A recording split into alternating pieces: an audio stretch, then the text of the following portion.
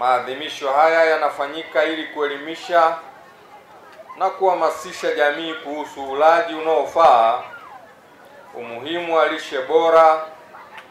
ambapo kauli mbiu ya mwaka huu, afya ni mtaji wako, zingatia unachokula, ikiwa ni ujumbe mahususi wa kuhimiza jamii kuzingatia ulaji sahihi wa chakula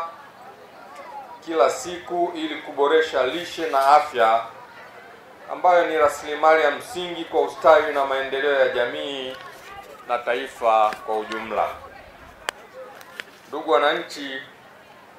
lengo la kuhamasisha ulaji unaofaa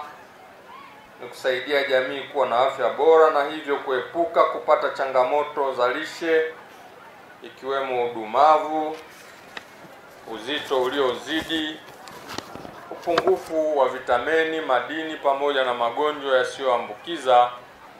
yenye uhusiano mkubwa na ulaji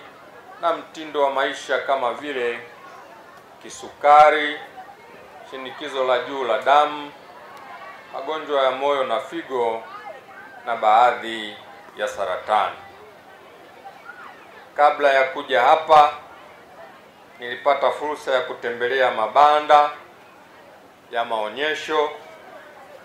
Nimejionea shughuli mbalimbali zilizokuwa zikionyeshwa, ikiwepo vyakula vinavyotakiwa kutumiwa,